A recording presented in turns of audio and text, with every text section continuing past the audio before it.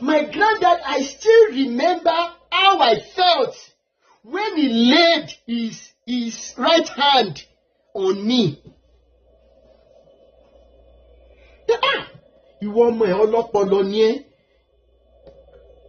Ìjọ yẹn, grandpa mi sọ wípé, ọpọlọ dádì àwọn ni mo mú.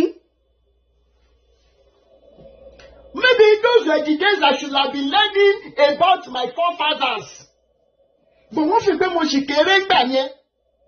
Maybe if he had said so many things about the family of Ogundele, I would have known. Ó máa wà lórí mi nsìn. But because I was too small. Ṣùgbọ́n ikú ò jẹ́ kí a gbádùn kí náà máa ń pè náà. Ikú ò jẹ́ ń gbádùn wọn tó bó ṣe kí n gbádùn bàbá yẹn. Wọ́n ní rí díẹ̀ ní wípé tí wọ́n bá harvest gbogbo nǹkan tán ní lórí oko tán, not minding the stress they go through. Obì tó gbó trumpet, thank you. Wọ́n ní àwọn tó bá rìnrìn àjò ní ẹ̀bá oko yẹn tó bá rẹ̀ wọ́n, wọn ò ní rí nǹkan jẹ.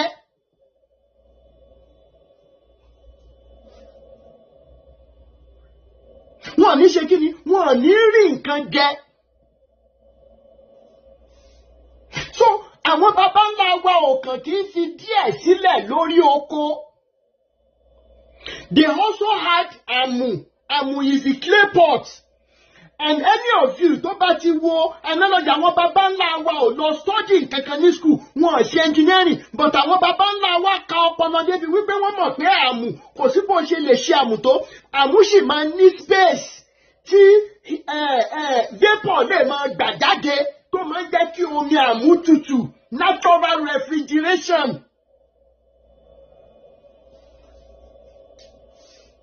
Wọ́n wá gbé sí abẹ́ igi kan, igi yẹn wọ́n máa ń make sure pé wọ́n trim it to a sizable level so that the shade will not hinder the plants around there it will not shoot them from sun ray, just only the amu.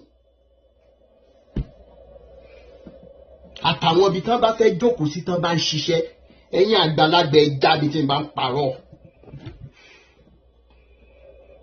And grandpa mi wá sọ fún mi lọ́dún náà pé níbi tí òótọ́ wà dé, àwọn tó bá rìnrìn àjò wọ́n máa jẹ nǹkan fẹ́ jẹ, wọ́n máa sún torí ó ní ààlà, ó ní àrokò tí àwọn baba ńlá wa máa ń fi sórí oko pé ẹni tí ebi bá ń pa ó ní àǹfààní láti wọnú oko yìí láti jẹ.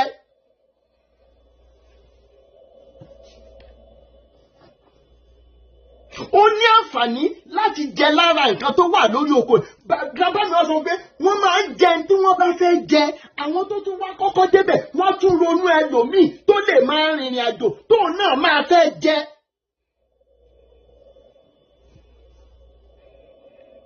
So wọ́n jẹ́ wọn ọ̀dẹ̀ ní wípé àwọn mú extra kúrò lórí oko yẹn. That was one of the values we lost as a people, as a result of accepting the doctrines they brought to us, using the Bible and Quran.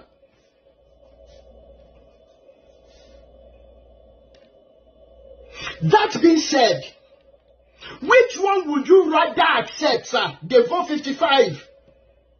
The humanity part of our forefathers. Or the Bible that says, no, you are okay to do it, you are okay to steal, you are okay to fipa bomolomo lopo, because you can do it 70 times 7 and Jesus will forgive you. The same Father that could not forgive once Adam and Eve, according to these useless stories.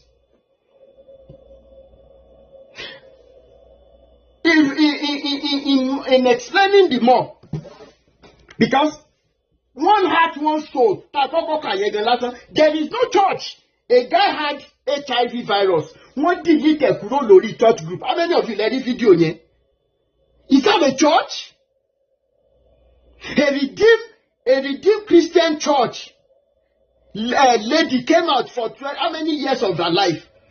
Ni bàbá ti yẹ fi ṣe redeem. Ìyá yẹn wá sick. Wọ́n yọjú. Bàbá wà lórí ìdùbúlẹ̀ àìsàn báyìí, wọn ò yọjú. and they were consistent with their tithe and offering from what the lady said. Is that a church? Then going back to, because we need to tag later, it will be a waste of our time. Now, if there is nothing called church, you're going to be asking me, what is the way out? I will tell you that you know the answer, unless you're not from a good family. Even if you're not from a good family, you can start a good family from your families. Does it mean I have it all together with my family members, my siblings? No! But I do what I preach. The ones who don't even deserve my message, I still do it. Well, be only Dolly Parton. The family you have, they represent the best and the worst in you. You don't repeat it once, I repeat it once. So why not let us start from our fathers and mothers? Instead of going to church, the father you don't talk to again because of his mistakes in the past, pick up your phone and call him.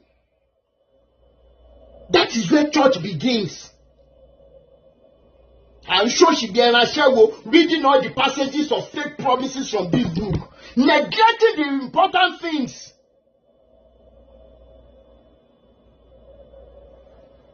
You don't know the kind of shoes that our parents were wearing that made them not to be there for us. You don't know.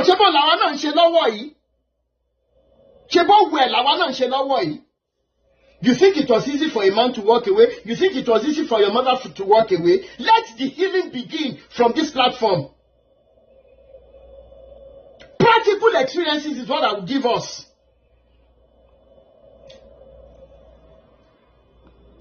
Let the healing begin from our homes.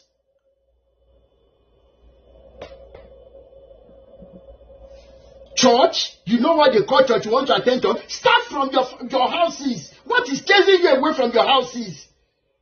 You think it's ordinary highs? That if you have not gone to that camp or that building on a Sunday or 2-3 times a week, you think it is Ojulasan? I made a video a few days ago. What do you see? Whose image do you see when you say you are praying? To the extent that when some of you are reading this Bible, what about Jomo redeem? Ohun Adeboye lo máa gbọ́. Ìwọ tó bá Jomo winner tó ń Yedepo ni, tó ń ka Bible fún ẹ. Ó dẹ̀ rò pojú lásán ni. Any religion that makes me to be distant to my family members, father, mother, siblings, that doctrine is evil. And Jesus said it himself. I have not brought peace, but I have brought sword for a son to be against his own dad. You think it is Ojulasa? You think it's ordinary high? I don't want to have anything to do with that Jesus. Because the family I know, when I call Jesus, Jesus will not come down to heaven. I know my family members.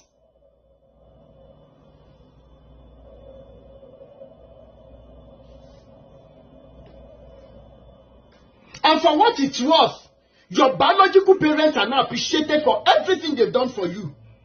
You now think one Jesus will be able to trust you. Tomo pe tori ọ̀rọ̀ ayé lẹ ṣe nle òkiri. Tomo pe tori kó lè máa bá obìnrin sùn káàkiri ló ṣe ń ṣe Jésù ló ṣe lóun ṣiṣẹ́ lọ bí àwọn wòlíì olórí burúkú tó pe rẹ̀ ní wòlíì ọmọ májẹ̀mú. Àwọn wòlíì ọmọ májẹ̀mú olórí burúkú tí ò lórúkọ rere nídìílé wọn. Olórí burúkú yín wá pọ̀ lọ ṣáájú bí a ṣe rẹ̀ ń pera yín ní wòlíì every nook and cranny of Nigeria ẹ̀ ń pera yín ní wòlíì. What wòlíì? Tó jẹ́ pé ògùn ọmọ bá wa fẹ̀jẹ̀ yín wẹ̀ dáadáa. Àṣẹ wa. Níwò olórí burúkú mo ṣe ráyé ẹni. Torí pé ìkòkò oúnjẹ yín ti ń fọ́ ara wa ń ta yín. Ẹ̀ẹ́dẹ̀ rí ibi tiwa sí torí social media náà pé. Kí Jésù gan wá ẹ̀sìn àsìkò tí Jésù máa bójú ní jẹ́ leléyìí.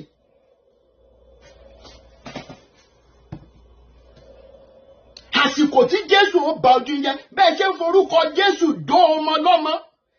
bẹ́ẹ̀ ṣe forúkọ Jésù tẹ́ ṣe ń ba ilé jẹ́ tẹ́ ń pera yín ní wòlíì ògùn ọmọ pa yín Jésù fún rẹ̀ tẹ́ ń fọ orúkọ ẹ̀ gba ẹ tí mo orúkọ ẹ̀ tọrọ Rose lórí social media Rose one coin ẹ̀yin olòṣì olórí burúkú ìwọ wá sórí platform tèmi òròpó lọ́rọ̀ olórí burúkú ṣẹlú gbígbẹ orí rádaràda bí oúnjẹ gúnnugún ó ní ṣoríire ó mọ̀ ṣẹ̀sìn káàkiri ayé ni níwò lórí burúkú àṣírí olè ni olè orí pẹpẹ olè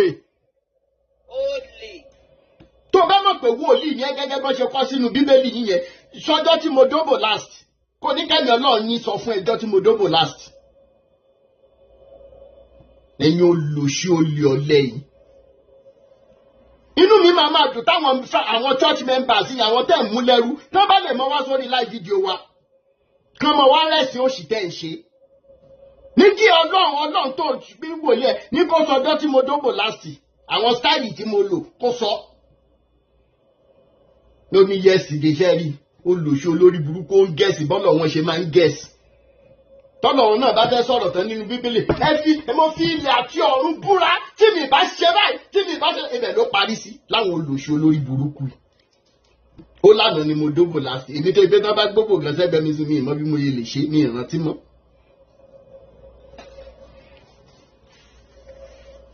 ẹ̀yin aṣèrè rádaràda yìí. So Davo 55 there is nothing like church our families if my problem in fact that is why they say that there is a friend that sticks closer than a family. There are some friends that your problem is their problem. That's a church. Socrates and Nessia Benny.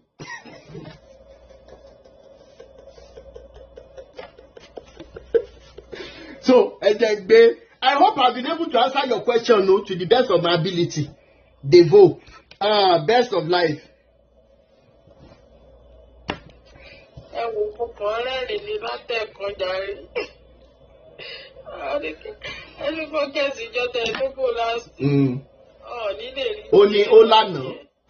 Ó lànà ni.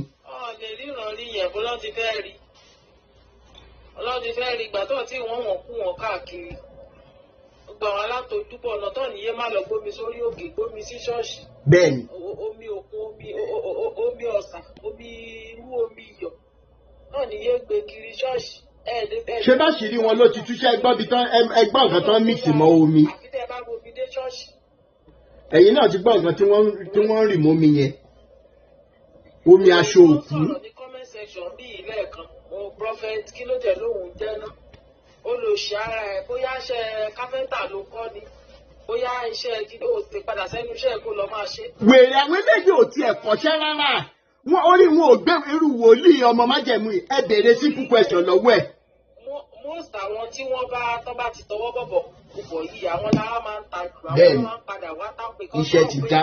Tó bá pí ọ̀dọ́ òótọ́ tọ́wọ́ ẹ bá mọ́ kò sí nǹkan tó wá sí ìgbà ìwà jà fún ọ̀ tó bá ti rí pé ọwọ́ ẹ̀ ò mọ́ náà ló máa sáré kiri pé máa gbọ̀n kiri pìtìpìtì ti bá gbogbo jẹ́nẹ́rálì. Bẹ́ẹ̀ni. Pìtìpìtì ó bá yín pìtìpìtì ayé ó bá everybody yín ní comment section àti gbogbo ẹ̀ tẹ̀ wà lẹ́fún ip gbogbo ẹ̀ tẹ̀ ń ṣàtọ́júbọ̀ kiri iṣẹ́ ọwọ́ yín ò mọ́ iṣẹ́ ọwọ́ yín yẹn náà là á dà léyìn lórí tọmọtọmọ. Àṣẹ Èdùmàrè. Ẹ jẹ́ tọmọtọmọ ni. Bẹ́ẹ̀ni ó ti di dùn. Ibi tó tọrọ bá ti wà ẹ kì í fẹ́ ẹ ṣáà láìkì rọ kẹṣáà mórí àwọn èèyàn mọ́lẹ̀ kẹṣáà mórí wọn mọ́lẹ̀ Ọlọ́run lá mú gbogbo yín one after the other. Àṣẹ Èdùmàrè. Kò sí ibi tó fẹ́ bò àṣírí yín ti tú ẹyẹ ti fọ́dà àṣírí yín ò bò àṣírí yín ti tú ẹ̀yẹ lẹ́lẹ́jà. Àwọn èèyàn wá ní ìrànlọ́wọ́ ẹlọ́kọ́ṣẹ́ bricklaying ẹ lọ ṣe èèyàn ló ń ṣe kò ṣe ẹran ẹ lọ ṣe ìfìtì sí ìsìn ni wọn ní máa ẹ gbọ́. àwọn prophet ìyá méje ọmọ méje. Ìmọ̀tọ́ tẹ̀ sí rí dókítà òṣìṣẹ́ bá wọn àdìmọ́. Prophet doctor Adesina Laija Nko mú yàwó ó ń bá sùn. Oríṣiríṣi lè yà sí lára orúkọ ó lẹ ti gbọ̀mọ orúkọ yín títí bá gbogbo yín ẹ̀ ní kú rẹ̀. Àṣẹ Èdùmàrè. Ẹ̀yin oníranù yìí. Àṣẹ Èdùmàrè. Ohun tí ẹni mo rò pé ṣe máa sọ̀rọ̀ ni mo fẹ́ ní kó wá sókè kó wá sọ tẹnu ẹ̀. Kó wá púrùfù pọ́ìntì kan tó púrùfù tó ló sọ pé Ọlọ́run tó wò kí ṣe Olódùmarè. Mo fẹ́ kó gùnkè kó wá púrùfù pọ́ìntì ara ẹ̀ ní tẹ́lẹ̀. oníranù. Ẹ wò torí ẹ̀ mo ṣe gòkè tẹ́lẹ̀ náà ìṣèjà rẹ̀. ní àdáadáa làwọn ilé. Wọn orí wọn ò gbé tó wà nílẹ̀, orí wọn ò gbé, iṣẹ́ ti já. Princess Adékìtàn, ẹ bá wa on mute. Àwọn kan wà ní chọ́ọ̀chì yẹn tẹ́ pé irú nǹkan tó ń sọ yìí allegedly yẹn irú situation báyìí ó dìgbà tí wọ́n bá fún àwọn míì ní ẹ̀rọ ẹ̀ lóòótọ́ ojú wọn ò ní là, ojú wọn ò lè là. Wọ́n ti kíní yẹn ó ti overshadow wọn mọ́bẹ̀. They could not escape. Wọ́n bá sọ fẹ́ lómi ìdọ̀tún náà mẹ́wàá báyìí wọ́n tẹ́ tiẹ̀ lówó ní bíbí. Ó sọ̀rọ̀ kan lánàá mú ní ẹni tí ebi ń pa tó yọjú sí òfurufú atẹ́gùn ni ó jẹ àti tó bá lọ wáṣẹ́ ṣe tó ṣẹ̀ṣẹ̀ lọ wáṣẹ́ oúnjẹ ló ṣẹ̀ṣẹ̀ máa jẹun láì jẹ́ bẹ́ẹ̀. You people are just shouting in vain. Ẹ kàn máa pariwo church láì nídìí, ẹ máa kàn pariwo asán kò ní sí kankan. Ẹ padà jáde kẹ́ lọ wáṣẹ́ ṣe, ẹ bọ́sà kẹ́ lọ ṣiṣẹ́. Tẹ́ ẹ bá ṣiṣẹ́ ẹ lè jẹun, ẹ bá pariwo Jésù ò lè mú ọ̀kan wá sórí tébù yín. Gbogbo àwọn tó ń tọ̀ yìí wọ́n rédíò owó ni, ẹ lè lọ láì má dáadáa mẹ́wàá, ẹ lè lọ láì má sọ owó rẹ̀. Wọ́n á gba gbogbo ẹ̀ lọ́wọ́ yín pérépéré kẹ́ tó move an inch. What's now your problem? Dá máa lọ tẹ́rí síbi owó tẹ́ kẹ́yìn fi jẹun, owó tẹ́ fi sanwó skul ọmọ, ẹ lọ́ máa fi invest lórí ẹlẹ́lẹ́ni. Ọlọ́run á jẹ́ kí gbogbo yín gbọ́ o. Ṣé bí ẹ máa sẹ́ǹsì ni ẹ máa bá ìsẹ́ǹsì yẹn bí? By fire by force. Ẹ ṣe. Ṣé ẹ mọ̀ pé ládùúrú àlàyé tí mo ṣe tí mò ń sweat ń bí báyìí? Ẹ wo response Devo Aṣiere. So if I get you right, traditional religion is the true way. Ibo ni mo ti dárúkọ traditional religion nínú gbogbo tí mo sọ. Ṣé ẹ rí pé lórí burúkú èèyàn ló pọ̀ lórí áàpù yìí? Ṣé ẹ rí pé àwọn tọkọ̀ máa yapa ló pọ̀ jù lórí áàpù yìí? Ládùúrú àlàyé tí mo ṣe yìí, using the Bible, using the ways of our forefathers, ibo ni mo ti sọ̀rọ̀ traditional religion tí ìbá yẹ pé bóyá olórí burúkú èèyàn nìyẹn tó dẹ̀ ní ṣoríire lẹ́yìn olórí burúkú rádaràda ẹ̀. Ibo ni mo ti ever promote ìṣẹ̀ṣe or traditional way of life rí lẹ́nu truth, love and humanity? Olórí ibu yín ẹ̀ ní ṣorí ẹ̀ ní nísìnyí. Bẹ́ẹ̀ bá ṣe ń wá lọ́nà kan ẹ̀ mọ̀ lọ lọ́nà mẹ́wàá. Ìtìtìtì ayé ò mọ̀ bá yín ẹ̀ ní ṣoríire ẹ̀ ní láyọ̀ látàárọ̀ dalẹ́ ní gbogbo ẹ̀ ní olórí burúkú. Don't come and defend nonsense here. We are not interested tonight. Títí ẹ̀ ṣàlẹ̀. Ẹ wá dúró àlàyé tí mo ṣẹ̀ṣẹ̀ tán sìn. Where did I ever mention the traditional way? If it is even religion at all, ipe only the right thing. Apart from truth, love and humanity and family values. Wọ́n ti ra ìgbé wọn, wọ́n ti ra ọpọlọ wọn mọ́ ìgbé wọn, wọ́n ti ra gbogbo ẹ̀. Princess Adékìtàn, Princess iṣẹ́ wà ń bẹ̀. Ọba ọmọ, ẹ jẹ́ kí n gbé yín sókè. All of you, gbogbo ẹ̀yin tẹ́ wà ní Instagram, tẹ́ wà ní kí náà ń pè é, tẹ́ wà ní YouTube àti Facebook. If you want to contribute to this program, hi me on WhatsApp +234 8092906250 +234 8092906250. Ọba ọmọ ṣe wà ń bẹ̀. Ẹ bá mi on mute. Ọba ọmọ. Able God, ẹ jẹ́ kí n gbé yín wọlé.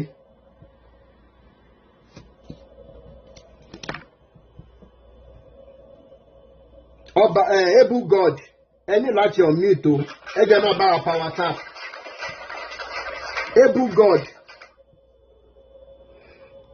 Okay. Copper Islander. Copper Islander. Ẹ ní láti on mute o. Ṣé network ni àbí kí ni? Copper Islander.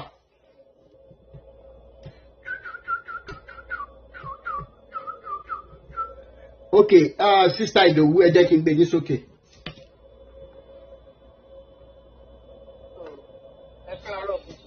Ẹ mọ̀ káàárọ̀ ẹ káàsán ẹ káalẹ́ jàre.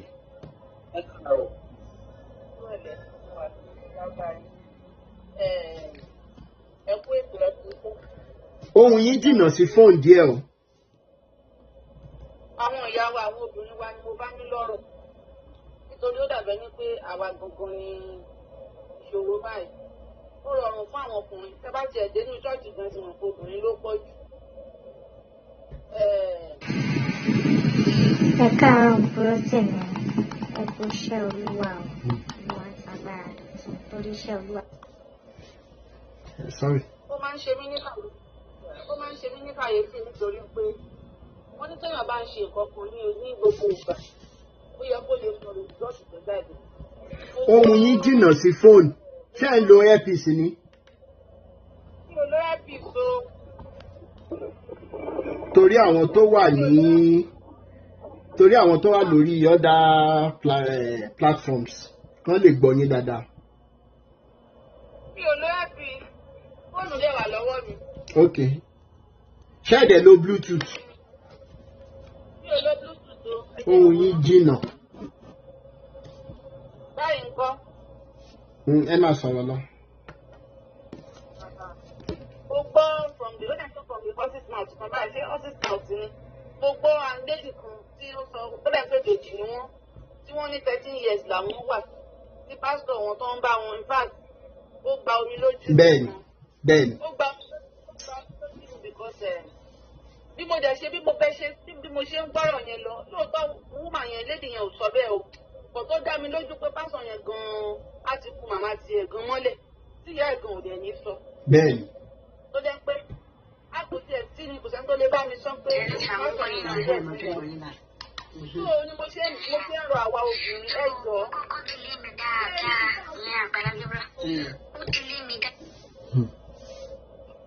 Ó yẹ ká máa rí pé gbogbo kinní wọ̀nyí bísínẹ́sì ni. Bẹ́ẹ̀ni. Ó gbé àwọn tá à ń lọ sínú ṣọ́ọ̀ṣì kò gbé wa wọn ni wọ́n ń gbé. Ó dáa nígbà tó bá nílò owó àwa máa dáwó fún wọn. Táwa bá nílò owó àwa máa ní pé káwa lọ bá Ọlọ́run. Bá Ọlọ́run. Ẹ bá sọ fún mi. Ẹ̀yin náà máa gbé wò kẹ́ máa yẹ̀ wò pé àṣìkí ní ìjọ yẹ kó rí bẹ́ẹ̀. Ó yẹ kó rí bẹ́ẹ̀ téèyàn bá dá ilé iṣẹ́ sílẹ̀ táwọn èèyàn bá ń wá tó bá ń ṣiṣẹ́ ń bẹ̀ wọ́n máa ń sanwó fáwọn èèyàn ni. Ṣùgbọ́n wọn kò sí yẹn ń bẹ̀ tẹ́ bá ní ìdí owó tẹ́ bá ní ìdí assistance níìsì wọ́n máa fún yín fọ́ọ̀mù tẹ́ máa fi lè ní. Mo rántí ìgbà tí mo ṣe ń lọ sí winners nígbà yẹn tí èèyàn bá ní ìdí assistance ní church ọ̀nkúrò tì mí àná ṣe yín o. Gbogbo fún tó ń tàn máa ń pè ó. Ìfà wọn gbọ́dọ̀ find out wọ́n gbọ́dọ̀ mọ̀ láti ọ̀dọ̀ amánizona pastor. Zona pastor gbọ́dọ̀ lè sọ gbọ́dọ̀ lè jẹ́rìí ẹ̀. Tó bá wá jẹ́ pé ní tí zona pastor yẹn tí òun àti òjò ní rapport tó dáa kò sí assistant fún. Wọn ò fẹ́ mọ iye owó tẹ́ ti ń dá wọn ò fẹ́ mọ how long tẹ́ ti jẹ́ member. Ó yẹ kẹ́yìn náà wò pé ẹ̀yin náà wọlé wa wọ́n láláàánú ni Jésù wọ́n ní gbogbo wọn láti rí ṣoore ní. Wọ́n ní gbogbo ibi tó ń lọ rere ló ń ṣe àjẹ́ ń dá orúkọ Jésù lójoojúmọ́. Ó dẹ̀ gbé wa nílẹ̀. Wọn ò rí visa wọn ò fún Jésù ní visa wá sọ́dọ̀ wa ni o. Ó yẹ kẹ́ wá rò fún ara yín pé àbí ṣé lè tán gbé fún wa ṣé fèkì ni. Ẹ̀yin náà jáde fún ara yín ẹ lọ ṣe rìsáàtì fún ara yín. Pásítọ̀ àdúró sórí kìíní àmà sọ fún yín pé mo fi orúkọ ìpè mi mo fi búra pé mo ní ìpè mi pé wọ́n gángan lódò tó fi ń búra. Ẹ jí ẹ má sùn. Nígbà míì gan ọ̀rọ̀ àǹtí yẹn dùn mí ó ní bìkan tó bá sọ fún mọ́mì wọn ò ní gbà wọn gbọ́. Ó dùn mí ó ká mi lára pé sẹ́ni pé ó ṣẹ̀ṣẹ̀ tẹ̀lẹ̀ lánàá ni. Trauma yẹn wà lára ọmọ yẹn. Trauma yẹn wà ńbẹ̀. Kò lè kúrò láíláí. Ṣé rí tá a bá lọ sínú ìjọ, tá a bá lọ sínú chọ́ọ̀chì, àwọn chọ́ọ̀chì ńláńlá ni. Tá a bá ṣe díẹ̀ lè bá àwọn ọmọ pásítọ̀ máa pọ̀ ńbẹ̀ wá ti lọ pọ̀ jù. Àwọn ọmọ pásítọ̀ ti máa pọ̀ jù mẹ́tọ́ ó máa yà àwọn èèyàn lẹ́nu ni. Ó pẹ̀lú kan tó ń da ilẹ̀ wa láàmú. Àwọn àlẹ́ ti pọ̀ jù. Ẹ̀sìn gbọ́mọ pásítọ̀ ti gbé fọmọ. Àìmọye. Ẹ jọ̀ọ́ kì í ṣe pé bóyá ń ṣojú wọn ń bá yín jà torí títí wa ni wọ́n ń sọ kó má dín pẹ́ ó máa wá di adọ́run lóòótọ́ ni gbogbo wa máa wá jẹ́ oníkẹ́tẹ̀ náà ti rò pé láti sọ ìgbòbẹ̀ta àti pé 100 days 30 days 20 days kò sì sí yàtọ̀ kí ló dé ká ṣe kí n ronú ẹyẹ lọ mu omi ẹyẹ lọ mu òróró gbogbo òróró kan fún yín ni a fi ń dáná ni ó ní ìgbà wọn fi ń dáná lásán ni kò sí nǹkan kan bẹ́ẹ̀. Lẹ́nu kan tún mix omi tán fi fọ aṣọ òkú kan tún mix ẹ̀ mọ́. àwọn dọ̀tí àwọn olùṣe olórí burúkú. bẹ́ẹ̀ ni ẹ máa ṣàárẹ̀ ni ọkùnrin tó antagonize yín o kò sẹ́ni tó sọ fún yín pé ẹ má sìn Ọlọ́run kí ló wà mẹ́ tó o bá jí láàárọ̀ fúnra rẹ̀ gbàdúrà fúnra rẹ̀ ṣé pásítọ̀ ẹ̀ lọ́lọ́run ni ṣó nígbà tó bá rí ṣé pásítọ̀ ẹ̀ ṣé sọ fún ẹ pé pásítọ̀ àṣọ síbẹ̀lẹ̀ ẹ̀ka bíbélì ni ṣé wọ́n á rí owó máa ń sọ fáwọn èèyàn pé bíbélì yìí ó máa tú yín ó dẹ̀ máa tún dé yìí because wọ́n sọ fún wa pé nígbà tí Jésù kú wọ́n ní tẹ́ḿpìlì wọ́n ní kọ́tùn tó wà ní tẹ́ḿpìlì wọ́n ló ṣe kí ni o wọ́n ló ya pẹrẹgẹdẹ wọ́n ní kí ni ìtumọ̀ ẹ̀ wọ́n là ní di intermediary mọ̀ kí wọ́n ní problem yín wọ́n láì ní di intermediary mọ̀ kí wọ́n ní ìṣòro yín gangan kí ló dé ẹ̀wà lè dájú fún ara yín à ń bẹ̀ yín ni o torí ó dẹ̀ bá ń pé nígbà míì ọ̀rọ̀ ó dẹ̀ ń pé tó bá tó lẹ́bù kan tó bá sùnù ṣe nígbà tí mo gbọ́ kí ni ẹ̀ mo play mo replay mo kàn ń sunkún ni mo kàn ń imagine ni pé irú ọkùnrin yìí ẹ ṣe bí nǹkan tó máa tún dùn mí ni pé wọ́n yẹ kó tiẹ̀ láti àǹtí yẹn ó ṣe dá orúkọ ẹ̀ irú èèyàn bẹ́ẹ̀ yẹn ní ìsìn irú àwọn èèyàn bẹ́ẹ̀ yẹn tó bá ṣe pé èèyàn lè rí wọn ni irú wọn òkò ló yẹ kán lé wọn pa wọ́n ti dalẹ̀ wọ́n ti balẹ̀ jẹ́ ìjọba wa ní problem ta ni tó bá pẹ́ kò ń ṣèjọba ni kò sí regulation kò sí anything wọ́n kàn máa gbójú ni because àwọn ni wọ́n lò láti máa fi di àwọn èèyàn mọ́lẹ̀ ẹ̀yin èèyàn ẹ jára ní o ẹ jára ní ọkùnrin yẹn kú ṣẹṣẹ rí ó demoralize because I consider that woman is in pain but at least ó tiẹ̀ gbọ́ jáde yẹn the healing process has just started ẹ̀yin lẹ́dẹ̀ ràn lọ́wọ́ láti lè sọ̀rọ̀ síta so that healing process ó máa continue gbogbo yín tẹ́ bá ti go through gbogbo ilé we are praying we are in our own way àṣà no matter bàbá à ń wúre pé kọ́lọ́run ṣàánú fún yín kó lè gbé ọgbẹ́ yẹn kúrò nínú ọkàn yín torí kì í ṣe nǹkan tó rọrùn ọmọ 13 years ọmọ tó sì lè máa ṣe nǹkan oṣù ẹ̀yin pásítọ̀ wọ̀nyí gbogbo nǹkan tẹ́ gbélé ayé ṣe láyé pátá lójú ẹ̀mí yín ni o ẹ̀rí kú kó tó di lójú ẹ̀mí yín gbogbo ẹ̀ dẹ̀ máa dùn ó dẹ̀ máa bàjẹ́ lójú yín ó dẹ̀ ti báyé àwọn èèyàn ẹ ṣeun ọ̀nkúrò sí i. Thank you so much. Yeah. Mi ní wá yín tì.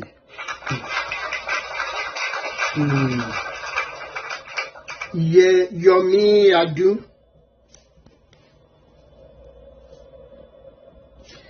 Ẹ ní láti unmute o.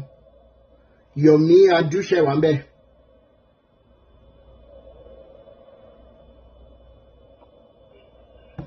Yomi Adu ṣe wà ńbẹ̀. Bọ́dà Rótì mi mo wà ńbẹ̀ o. A ti ń gbọ́ yín báyìí. Okay, ṣé gan ni o, God bless you. Amen, sir. In fact, I really appreciate the efforts and inú mi máa dùn tí most people tí wọ́n bá ń just like nǹkan tí madam tó sọ̀rọ̀ last year. Bẹ́ẹ̀ni. Àwọn èèyàn náà kàn fi ọpọlọ kàn máa fi ṣe. Kọ́ máa jẹ́ kí anybody kó máa fún wọn ní dọ̀tí jẹ. Káwọn náà jókòó kó máa tún ọ̀rọ̀ yẹn wò kó máa tún wò. Because most of our pastors don pe lóṣù tẹ̀sù yìí, a lot of them wọ́n ní nǹkan tí wọ́n ń ṣe lábẹ́lẹ̀. And thank God ni pé generation tá a wà yìí, internet, ó ti jẹ́ kí everything go easy for gbogbo wa. Bẹ́ẹ̀ni. And that is why they pay àṣírí wọn bẹ̀rẹ̀ sí. Because àwọn pastors tí a wá ṣẹ̀ṣẹ̀ gbọ́ ń pa wọn, they are high profile pastors. Ẹ ṣe Ezekiah, Mr. Alabi, Olúwaná yẹn ní Nàìjíríà they are big pastors. Ẹ wá òkú àṣírí wọn ṣe tún báyìí. Mo gbọ́ kinní kan tí ẹ play lánàá, audio kan tẹ play lánàá tí pastor kan sọ mi rántí orúkọ pastor yẹn. Tó ní Ọlọ́run ti ní àṣírí Ezekiah máa tú. Ibi Ọlọ́run sọ maybe some years back. Ó ṣàtúntò bí ọmọ program ẹ ó ti wà wọ́n kéde tó join. And ṣé kò máa ṣẹlẹ̀ bẹ́yẹn? So gbogbo àwọn iṣẹ́ òkùnkùn ti ń ṣe pamọ́, Ọlọ́run ti ń tú àṣírí wọn.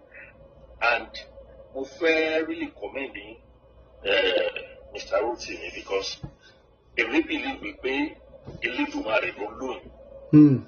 So kò sí oògùn kan tàbí nǹkan kan kan lè ṣe sí yín tó máa ṣe. Ọlọ́run ni rọ́pò defense yín. So gbogbo nǹkan tó bá láwọn ń ṣe á máa padà sórí wọn, á máa padà sórí ẹbí wọn, á máa padà sórí àwọn ìdílé wọn. Because Ọlọ́run ló ń lò rẹ̀. Because liberation gangan ní tòótọ́ Ọlọ́run ló yẹn fún. And someone like me who were liberated, first time tí máa wá sókè láti sọ̀rọ̀ lélẹ̀ inú mi dẹ̀ dùn. Inú mi dùn. Wọ́n ṣe gan-an sir. Thank you so much. Really appreciate you, sir.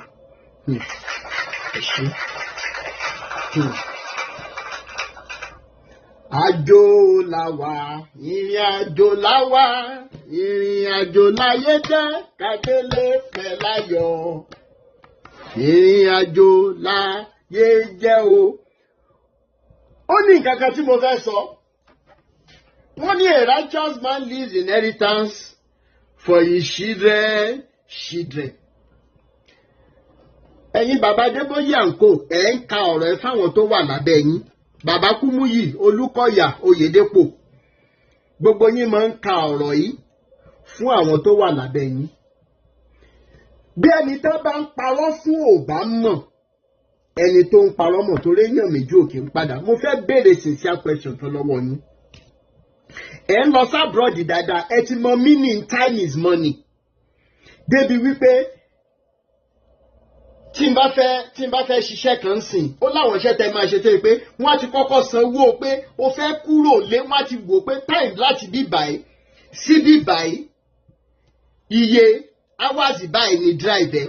Àwọn companies á sanwó yẹn because time is money and a lot of other things. Débi wípé téèyàn bá wà lábúròdì tó bá fún ẹ ní owó as a result of substitution nínú maths, kì í ṣe owó yẹn gangan ló fún ẹ, time ẹ which is his life which is her life ló fún ẹ. That being said, ẹ̀yin bàbá yìí pẹ̀lú time àwọn èèyàn tẹ́ ń fi endless programs gbà lọ́wọ́ àwọn èèyàn, àwọn afọ́fúngbẹ́mi torí kì í ṣe gbogbo wọn náà ní nǹkan bó lójú, olè àti ọ̀kánjúà.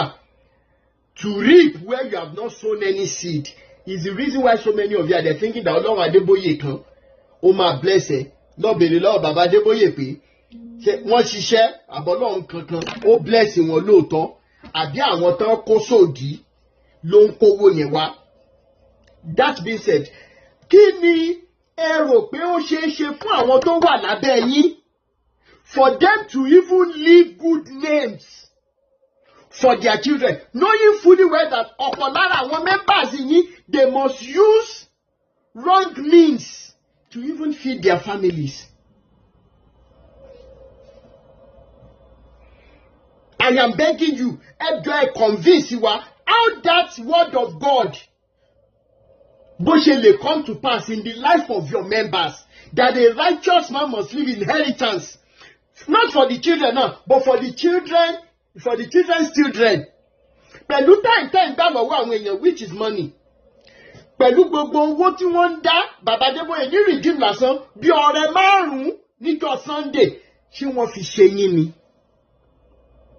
Tẹ́ bá sọ̀rọ̀ Bible yìí lọ sọ̀rọ̀ Bible ìbọ̀ àpò àwọn èèyàn ni ọ̀rọ̀ yín máa end sí òrìṣẹ́ jáfọ̀.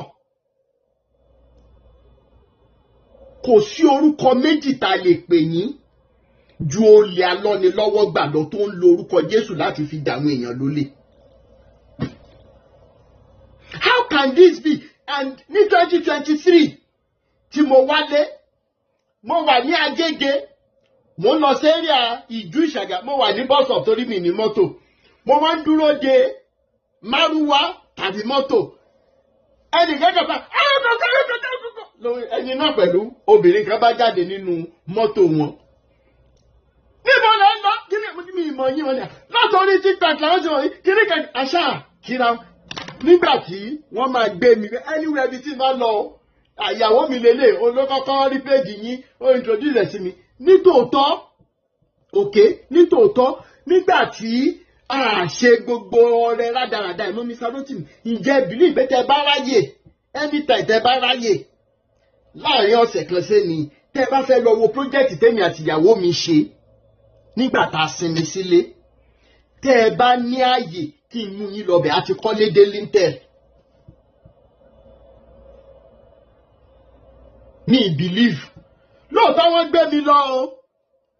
Lóòótọ́ mo jẹjà o. Láàrin 1 year, 8 months, they were able to buy land. They were able to start foundation. They were able to build it to lintel level. Wọ́n ti fẹ́ bẹ̀rẹ̀ roofing. Gbogbo tó escape sàkè àwọn bàbá. Wọ́n ní màá bá tiẹ̀ jẹ́. Ibi ìṣáná ló ti máa ń bẹ̀rẹ̀. Ó ní understand báwọn bàbá yìí ṣe fún yín. Owó olówó léegun ná, aṣọ aláṣọ lọ̀gá ń dàbora. Àwọn gbé mi lọ jẹ pepper soup o. And as a matter of fact, àwọn náà sanwó hòtẹ́ẹ̀lì ọjọ́ méjì, I think bóyá 3 nights. Torí mo sọ fún wọn pé mo ṣì máa wà round. So ìjọ́ kejì wọ́n gbé mi dé hòtẹ́ẹ̀lì mi. Wọ́n sanwó ọjọ́ mẹ́ta pé irọ́ o kìnnìkan kìnnìkan. Wọ́n dẹ̀ gbé mi lọ jẹja. Ọkọ tiẹ̀ sì ṣe ọkọ ń ṣe yẹ̀yẹ́ pé àbí kí n bá yín wá òpé kẹ̀kẹ́ mo ní irọ́ rẹ̀ mọ́ ṣe yọ. In 1 year, 8 months, ọkọ àti ìyàwó were able to contribute. Pé nípa wọn lè ralẹ̀ láyé àwọn, báwọn lè kọ́ ilé. Mr. Rotimi, wọ́n fẹ́ ṣe àdúrà ṣe ń jọ yẹn. I'm telling you the truth. Báwo wá ní àwọn tó wà lábẹ́ yín, báwo náà ṣe fẹ́ leave inheritance for children's children ẹ̀yin bàbá Adébóyè mo béèrè ni. Òsíà tú ṣé ẹ lè lórúkọ gidi ni. Òsíà ọyà ẹgbọ́n sókè. Òsíà on mute kẹgbọ́n sókè.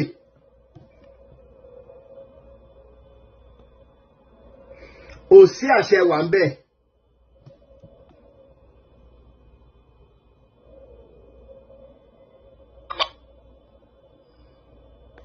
Òsíà ẹni láti on mute o. Àjìjọ ẹjọ́ ẹgbẹ́ wèrè tó ní kán gbé òun sókè. Ta lẹni yẹn náà? Mo má jẹ́ wúwo. Ẹjọ́ ẹgbẹ́ sókè. Oh, okay. Kó máa bọ̀. Ó fẹ́ sọ̀rọ̀. Send request wòlíì má jẹ́ mọ́ àbígbélé òpin. Ó ti send ẹ̀ mo ti gbé. Àwọn low life báyìí èmi máa ń fi wọ́n paṣáyò ni. Ó wá forí kó jábìn. Jápìn wo ló ní lọ́wọ́? Orí ẹ ló dàrú. Òpònú ni ẹ òpònú. Òpònú yẹn you are a very stupid man.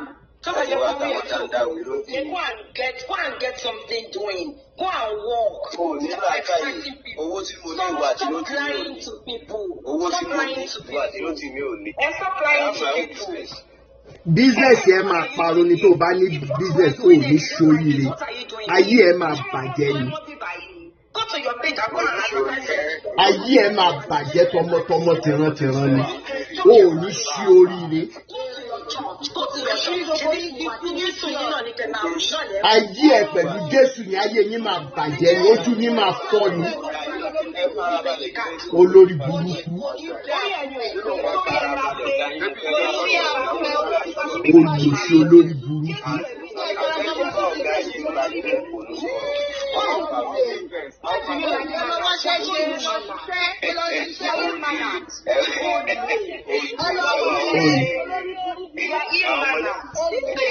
Olùsí olórí burúkú. 38 followers péré.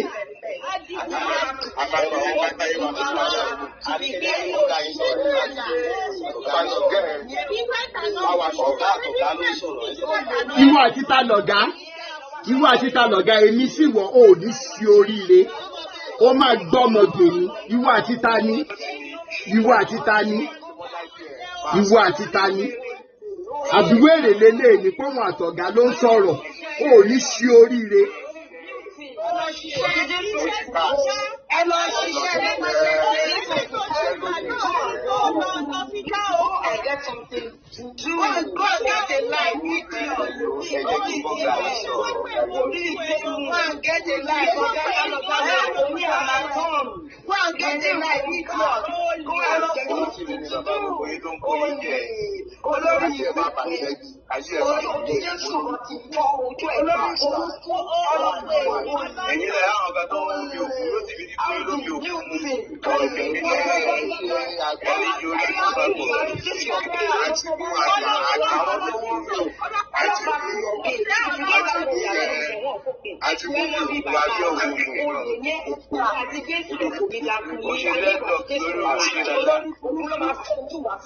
Àṣẹ Èdùmàrè.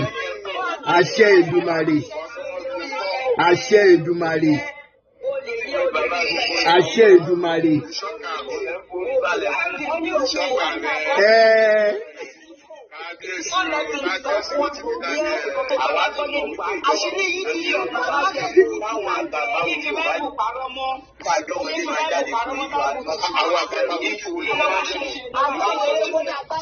Kò ní dá fún gbogbo àwọn àgbà yín nínú Olúwa, gbogbo àwọn bàbá yín pátá nínú Olúwa, nínú sí ànẹ́s ni o, nínú sí ṣẹlẹ̀ ni o, ní CAC ní rìdíìmù ni o, ní winners ní ayé gbogbo wọn máa bàjẹ́ ni. Àwọn bàbá ẹ̀ làwọn ń bá fà á eléyìí. Àwọn pastors ní àwọn tó lórúkọ là ń dúró dè ń bíbà kì í ṣerú ẹ̀ yìí.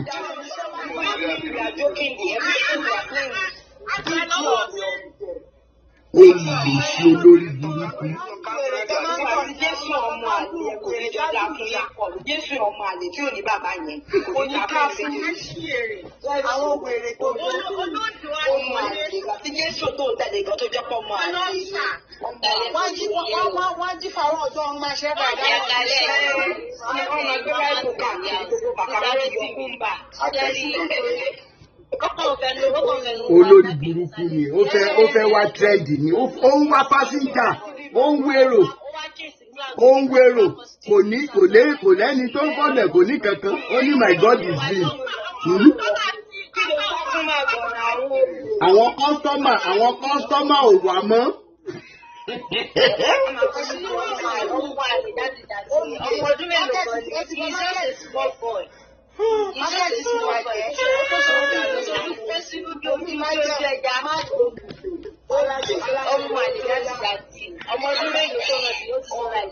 Wòlíì ẹ. Wọ́n máa jí lára ọjọ́ wọn ní iṣẹ́ tó ń ṣe. Bẹ́ẹ̀ni, olùkọ́ àṣírí ìgbà àwọn èèyàn máa ní ìṣẹ́ báyìí. They are going to liberate people. Lórí burúkú yìí. Liberation náà dùgbò. Iṣẹ́ ìyanu táwọn bàbá Adébóyè à ń kó. Mo mọ̀.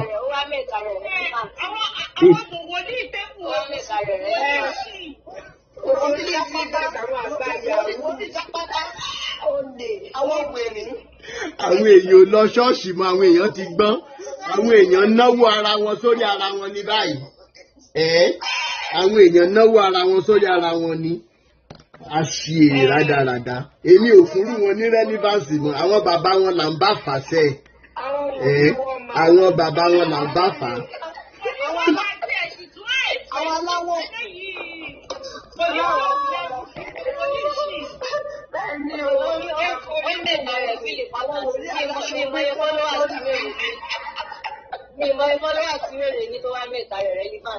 ó fẹ́ wá kọ́sọ́mà ní olóṣù ni.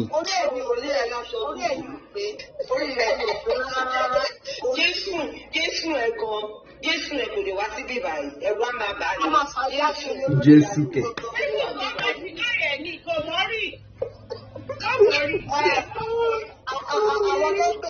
Àwọn wòlíì oníwo. Ẹ máa dá wọn lóhùn. Jésù tí ò lè padà ìsílẹ̀ tán kàn má gbélé bí. Wèrè káṣọ sọ́rùn ó dàbí arúgbó labalábá. Aṣọ síbẹ̀ ẹ mọ̀ dá lóhùn. Àwọn pásọ̀ síbẹ̀ Jésù tó jẹ́ pé wọ́n ń gbé sáká rẹ́ẹ̀bù ní wọ́n ń gbé sáká kiri. Àwọn àṣìírí dáadáa. Jésù ọmọ àlè tí wọ́n mọ bàbá ẹ̀. Ọmọ gbẹ́nàgbẹ́nà olórí gbogbo ìsìn. Kápẹ́ńtà bí olùgbàlà aráyé wọn ó bí síbùjẹran àwọn àṣìírí rádaràda. Wọ́n wá bí tán wọ́n wá ń gbé sá fún ẹni tí bàbá ẹ̀ dá sáyé wọ́n ń gbé sá káàkiri. Abẹ́ẹ̀rí wọ́n ti gbé wa mọ́gà ẹja àní jẹ́ kó sú wa àní jẹ́ kó rẹ̀wẹ̀ gbàgbé bó ṣe hápùn. Nǹkan ti ṣe wá ẹbí wọn kó ní làwọn àbúkù God bless you dára àwọn onílàwọ̀ ìmọ̀lẹ̀ àwọn wòlíì òṣì àbúkù wòlíì.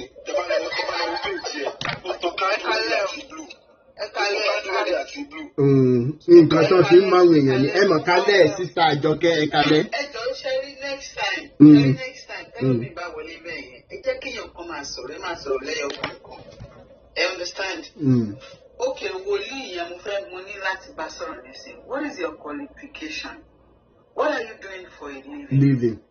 Ó lè ṣé Ọlọ́run tó gbà yìí tó bá kó mọ Bible dáadáa ìwọ wòlíì yẹn tó gòkè wá Bible tó tó ń ka Bible ẹ̀ from Genesis to Revelation. Ó ní we shall know the truth and the truth shall set us free. Ó ní ẹ̀yin yóò mọ òtítọ́ yóò sì sọ yín di òmìnira. Nígbà tí Jésù wà láyé wọ́n sọ̀rọ̀ oríṣiríṣi fún wọ́n sọ gbogbo ẹ̀ kò ní bóun fẹ́ bọ́ṣọ sílẹ̀ kó lọ ọjà but iṣẹ́ ọwọ́ ẹ̀ ìyanu tó ń ṣẹlẹ̀ is speaking of him. Now wòlíì borí bá pè é you are not, I'm sorry to say you are not a wòlíì. Go and find something doing for a living. Àwọn pásítọ̀ tó tọ́ tọ́lọ́run pè tán yàn àwọn àfáà tó tọ́ tọ́lọ́run pè tán yàn tó bá ń gbọ́ prógráàmù yìí wọn ò ní tako prógráàmù yìí tó bá ń gbé lẹ́títọ́. Gbogbo wa lọ́lọ́run pè. Gbogbo wa lọ́lọ́run pè. Ẹ jẹ́ kí n sọ̀rọ̀ ẹ ní sùúrù ẹ má yí target mi please. Ẹ má wá preach fún wa bí Bible àti Quran ti cast sẹ́ẹ̀. Sister Àjọkẹ́, Bible àti Quran ti cast. Bible àti Quran ti cast.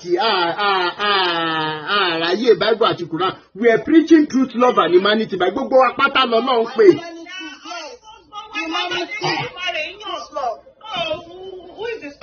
Okay, ẹ jẹ́ kí n tún ṣàlàyé ẹ̀ fún wa báyìí. Àjọkẹ́ mi. No. Don't mind. Ṣé Àjọkẹ́ ṣé wọ́n kò wù di etí ìgbà tó rí wòlíì idiot yẹn kọ́kọ́ wọlé tó bú everybody jẹ́ ẹ̀tọ́ ń gbà yẹn. Ẹ jẹ́ kí n sọ nǹkan tí ò tún yé wa. Èkú ló máa ń kọ́ bẹ́ẹ̀ ló máa ń kọ́ gbọ́dọ̀ bẹ̀rẹ̀. Ẹ jẹ́ n sọ nǹkan tí ò tún yé wa ni wípé tẹ́ bá ń tì dúró lórí pé Ọlọ́run pe àwọn kan. Isn't it a nauseating and disturbing and mentally sickening ideology that it is only in Africa la máa claim wípé mo ń ṣiṣẹ́ fọ̀gàtẹ́lẹ̀ o. Meanwhile nígbà tí wọ́n bí mi wọ́n ti sọ fún ìyá tó bí mi pé màá ṣiṣẹ́ Olúwa ṣùgbọ́n mi ìfẹ́ ṣe é.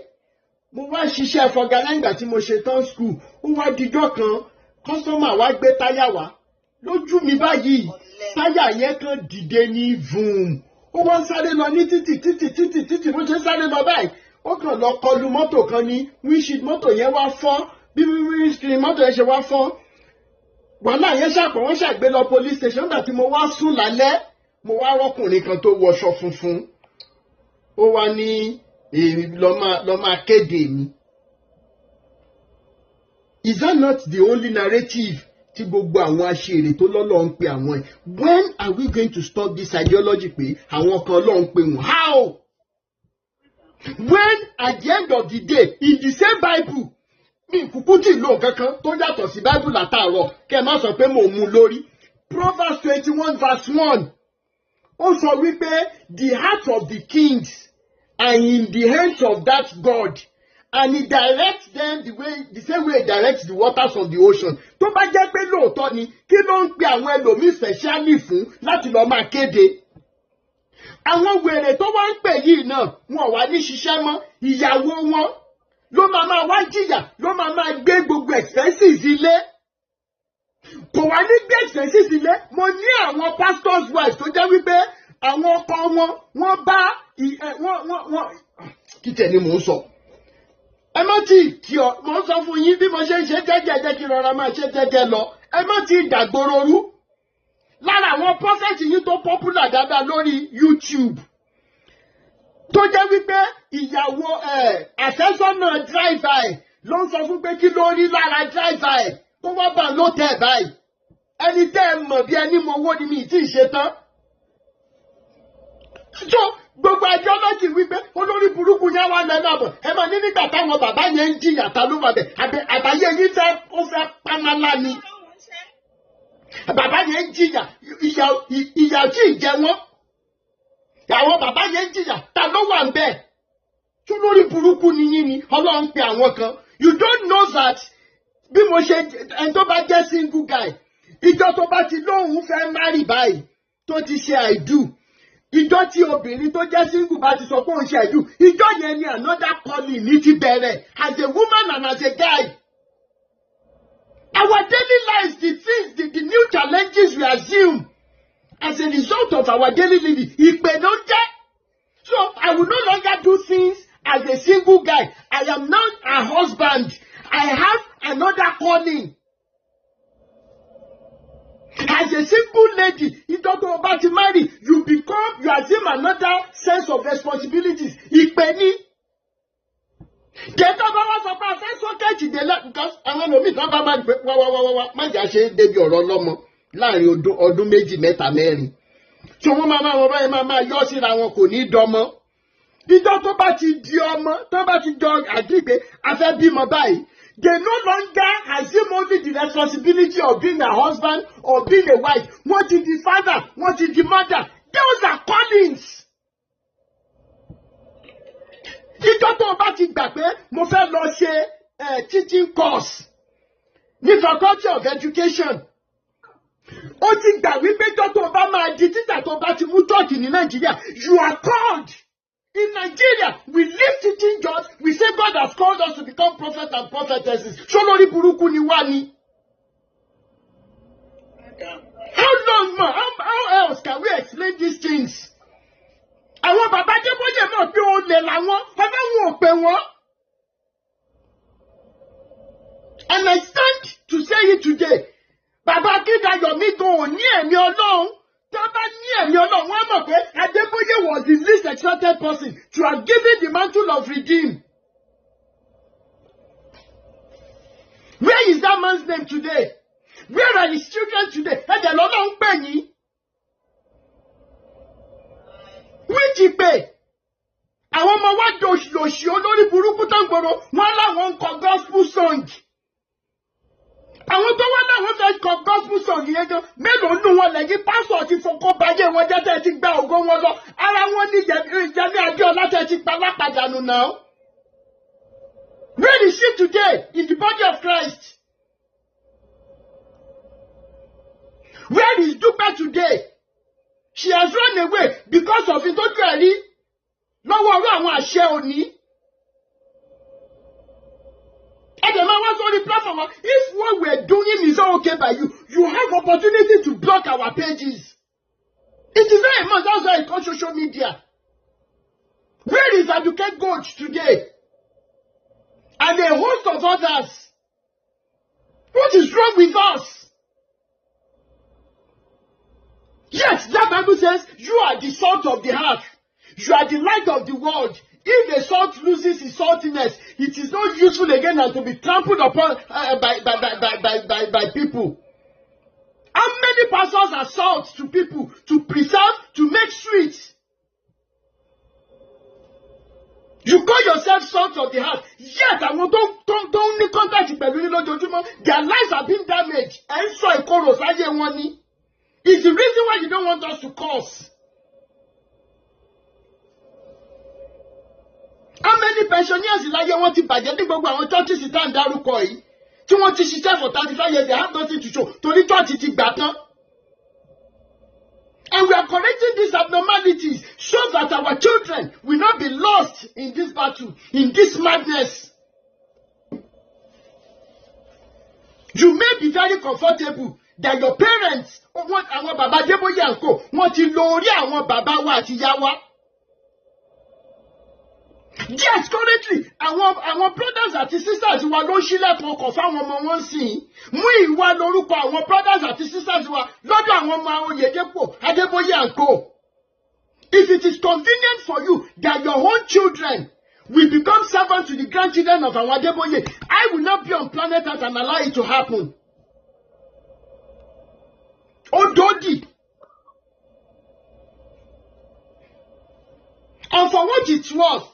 If there are 1,000 reasons why you shouldn't listen to some of us that are liberated and speaking up, I can, like I always say, 2 reasons why you should listen. Number 1, when this movement started that year, do you think it was something, you want to ask me how it was, what I made up my mind? I wasn't planning to come back. I wasn't planning to preserve my life because what I'm so one were deadly, spiritually most especially. How many of the men of God do you know have killing squad?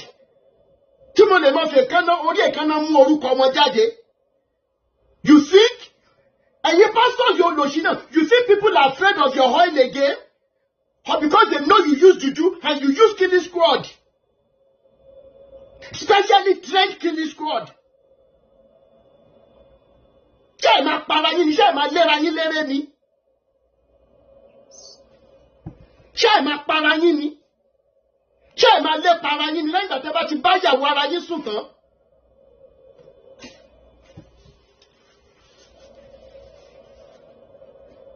Kí pásítọ̀ máa pe ìyàwó pásítọ̀ ẹgbẹ́ tó jó lórin kó máa sọ fún wípé ó dẹ̀ wá bá mi níbẹ̀ gbogbo ìgbà tí n bá ti rí ẹ báyìí ó kàn máa ń jẹ́ kí n dà sára sá. Gbogbo ní gbogbo pásítọ̀ ti yẹn bí by now.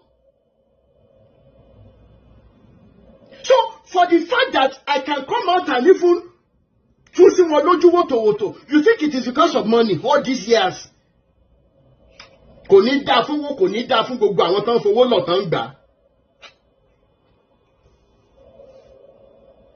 And for the second reason that àwọn ọmọ Nigeria, majorly, once you bring an innovation to them, the first thing they will ask you is, èló ni máa rí bẹ́ẹ̀, èló ni títí tèmi.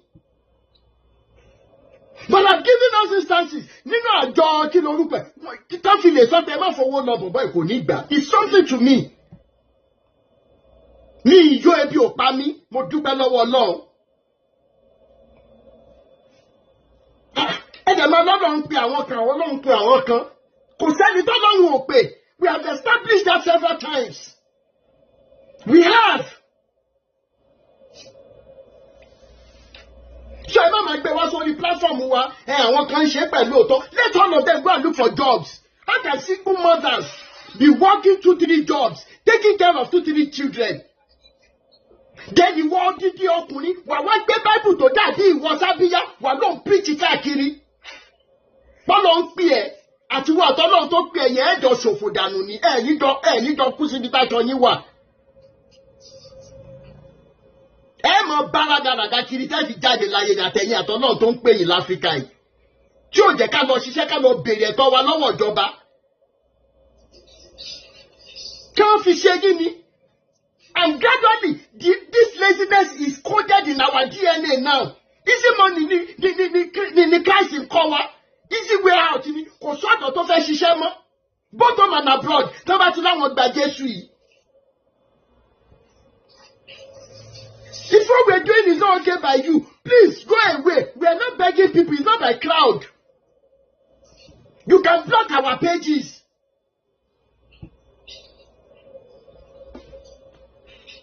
Ọlọ́run yìí tó jẹ́ wípé ẹnu bàbá ẹni ìmọ̀ yẹ̀ ní tẹ́tí rí fídíò yẹn rí.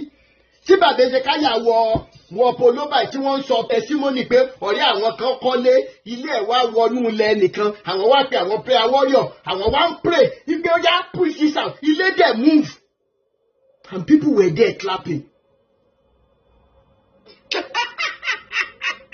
I saw the video now, mi ṣeré, ìgbé ilé dẹ̀ move. This is funny. How did we get here? He made them move. This is funny.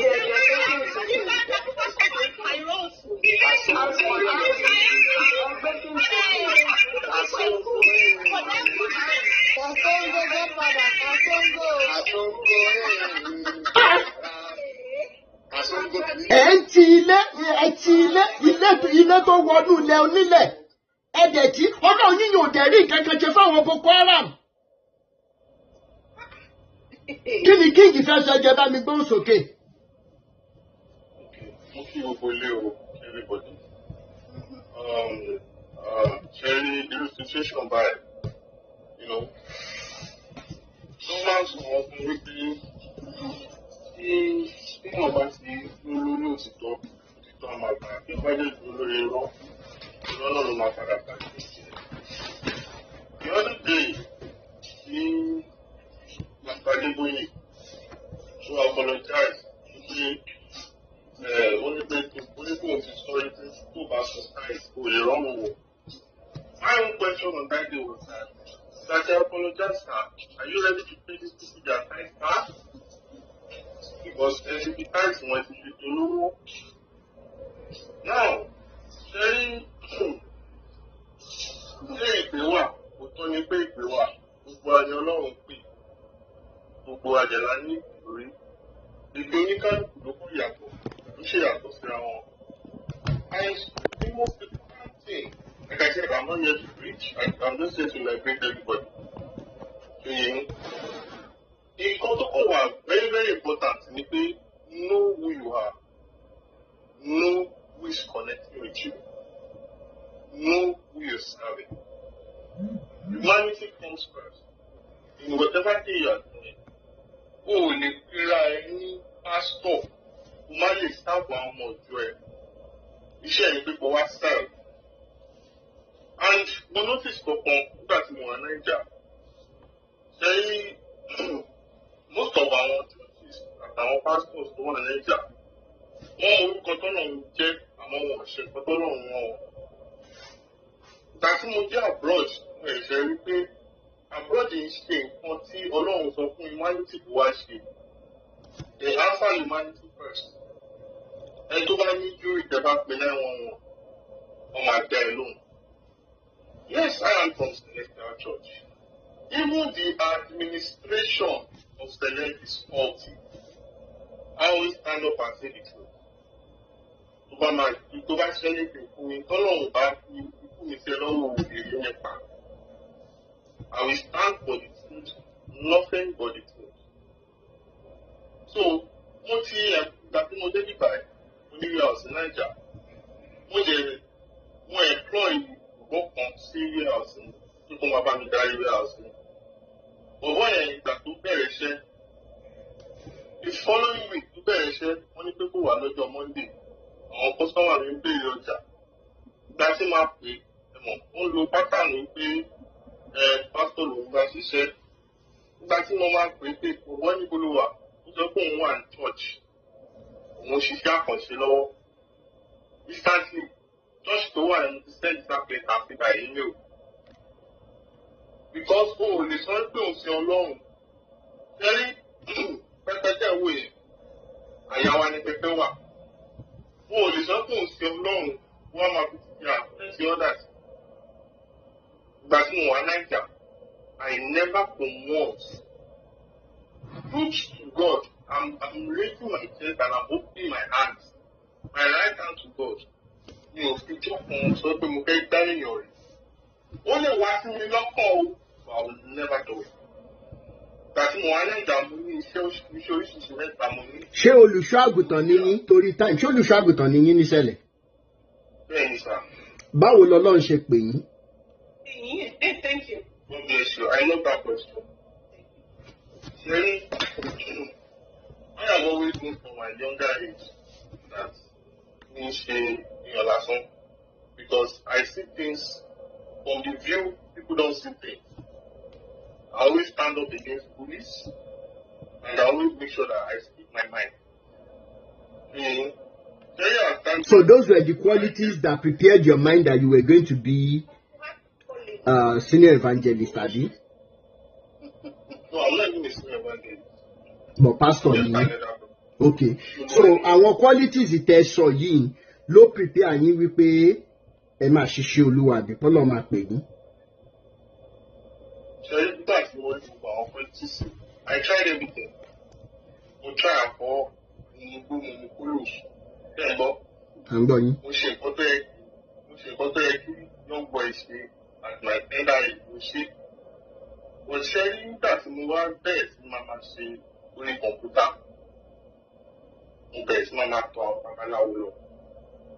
Ibi tí mo ti ń gbaṣẹ́ tí mo ti ń gba lẹ́bù káàkiri, ibẹ̀ ni mo ti encounter Jésù.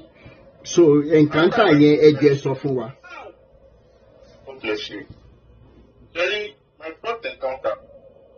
ọ̀rẹ́ tí mo bá gbélé nígbà tí mo gba lẹ́kùn tí mo padà sí Ìkòròdú ni mo ti ní ẹ̀ṣẹ̀lẹ̀ sí mi.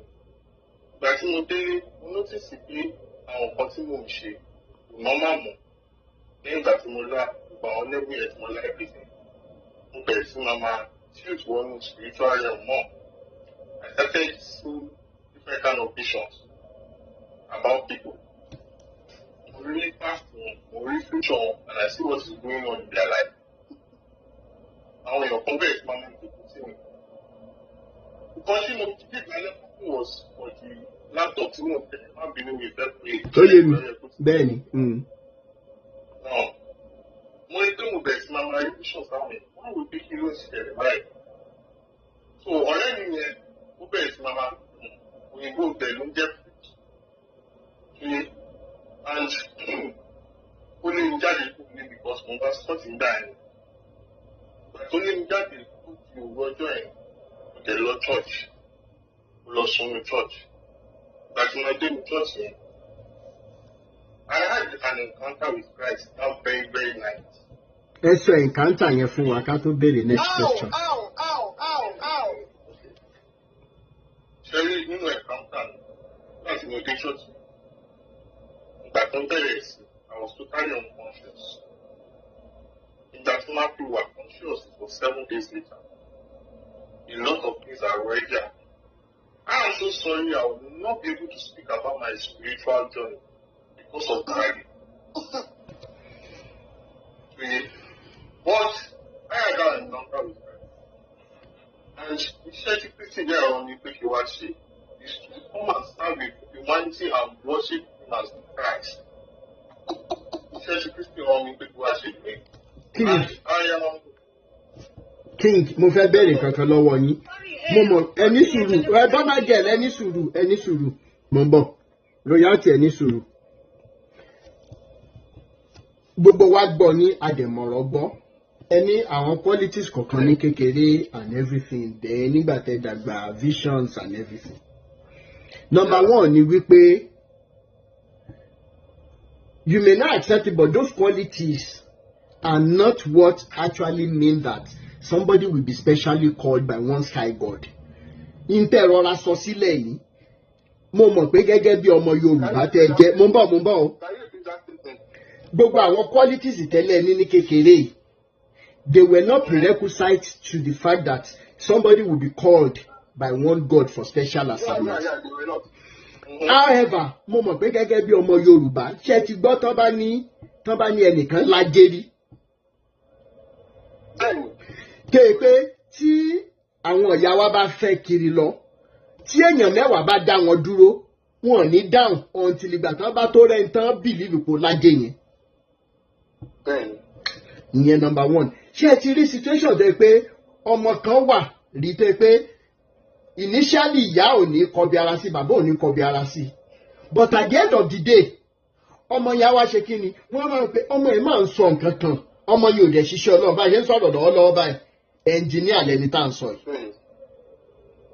Now, tẹ́ bá ní encounter, ibi tá a ti máa ń wà stopped yẹn. What kind of encounter? And kí ló sọ fún yín pé okay, o king, you will be my servant, I want to send you kìnnìkan. What exactly did he say when you saw him? Was he in spiritual realm? What form did he take? And what were the things he told you as a person? Nínú kìnnì yẹn, báwo wá lè ṣe gbà Jésù ló ń pè mí? How? God bless you. I love that question. And the Bible got him so earlier than that. Also, there are some things that I will not be able to say because of dragging, but there is one thing that I held onto. Also, for me, go into the world and put humanity first. Serve human and worship me Christ. So, ẹ fi pé encounter yẹn ló jẹ́ kẹ́ ẹ ní humanity, àbí ẹ ti ní humanity, or àwọn èèyàn tí ò ní Jésù sí wọn ò ní humanity? Is that what you're saying? Àwọn tí ò mọ Jésù ṣé wọn ò ní humanity? Do not misquote me. Nǹkan tí mo fi wọlé, mo sọ wípé ṣẹ́rí Naija, a máa ń pa humanity sẹ́gbẹ̀ẹ́ àmọ́ nǹkan tó lọ́ọ́ jẹ́ o àmóríkì ẹ̀ o àmọ́ àṣẹ nǹkan tó lọ́ọ́ rán wa. ok bẹ́ẹ̀ ṣe sọ́ọ̀sì kó pè yín yẹn ṣé ó ń sọ lọ́rọ̀ ní abẹ́ kan gbọ́ bí gbàtẹ́ pé èèyàn kan fíìlì pé nǹkan sọ̀rọ̀ sóhun èdè wo dẹ̀ ló sọ. You want me to go into details. I'm so sorry. I will not be able to go into those details. Mr. Rotimi ẹjọ́ mo fẹ́ bẹ̀rẹ̀ ọlọ́run. Mr. King, with all due respect to you, sir. Ṣé mo pé gbogbo àwọn nǹkan tẹ́lẹ̀ ẹnu yẹn ṣé mo pé àwọn ìgbóyin àtàwọn kí ló pẹ̀ yẹn ṣe kó tó bá dé level kan ó máa ń ní level kan tí kìíní yẹn máa push èèyàn dé tẹ́ máa róríṣiríṣi tẹ́ máa fi pé wíyọ́ ọlọ́run ló gbà ń sọ̀rọ̀ ṣe mọ̀ bẹ́ẹ̀. Yes, you're very correct. So how would you now differentiate that? That was not the level you were at that point in time. That you were hallucinating or whatever, believing that it was all God. Meanwhile, you know, the great Bob Marley, he was not a pastor, but a whole lot of what he said, a whole lot has come to even Fela Anikulapo. And a whole lot of other people like that. Sherry, Mr. Keith, everybody is, and God gave every human some inherent gift, which we should not translate it as God called me. There are some inherent gifts. It could be a premonition gift. It could be gifts of.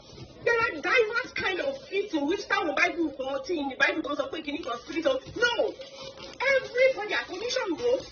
At a lawyer, at only even. Have you not heard of stories that tell man Papamora? Ọmọ yìí pé bàbá ẹ̀ fẹ́ travel lọ bàbá ẹ̀ fẹ́ jáde ọmọ ilé ní adájú don't go ọtí lórúkọ at the end of the day nǹkan lọ ṣe bàbá yẹn. Nígbà ọmọ yẹn dẹ̀ ti wọ́n or bóyá there has been some kind of kí lórúkọ ẹ̀ tọ́mọ yẹn signal or whatever tọ́mọ yẹn tó ti tí ó ṣe pé if the bàbá bá ní ojú mú bàbá yẹn máa pé probably something is about to happen ọmọ yìí ò ṣe fẹ́ kí n lọ or for one reason or the other. So ẹjọ́.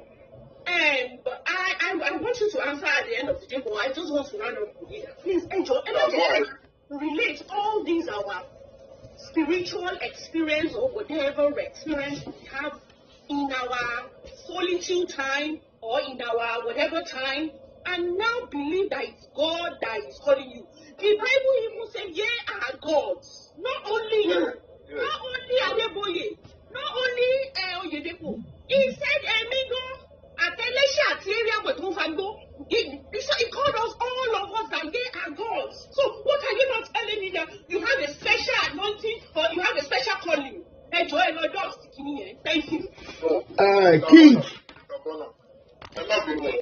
No, she made a very fine submission. And I love what you said, to be honest, because like I said, my mandate is to put humanity first. Even though what I'm saying is pissing you off or giving you annoyed, which is very, very fine, to be honest. Very,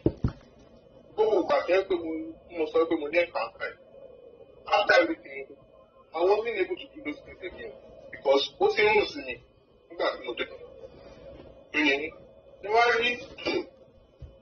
after all that, in fact, before that, me, Mokoto Bible, man, 23. About church be don't power down memory bars. Come out before eyes. A man long guy. Fine. Cherry being something of the Bible but in that day, I was not interested in that Bible. Because of that Bible. General Ejo, Mr. King's Ejo San. Ẹ má bínú, mo fẹ́ béèrè question kan. Ìgbà tẹ́ wà nígbà ẹ̀mí yẹn, tẹ́ bẹ̀rẹ̀ sí ní ka Bible. Okay, nísìnyí ẹ ti bá Ọlọ́run ẹ ti wà nú ẹ̀mí pẹ̀lú Bible tẹ gbé yẹn ti tẹ̀ ẹ̀ka.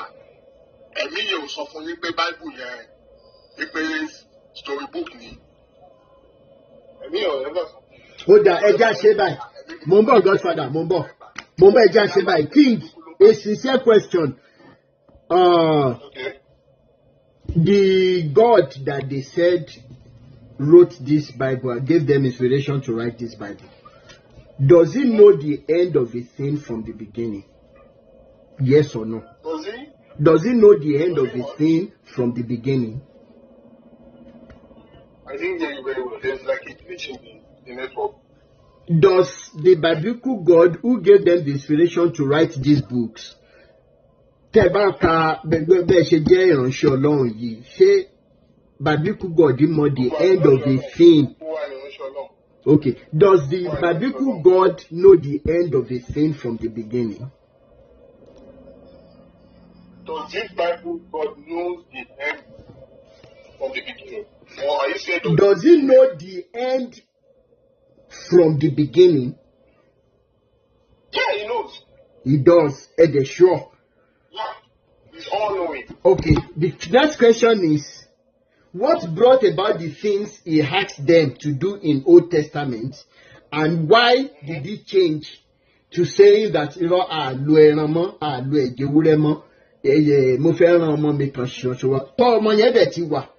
láti àárọ̀ ọjọ́ Bible? Kí ni reason if he knows the end of the thing from the beginning?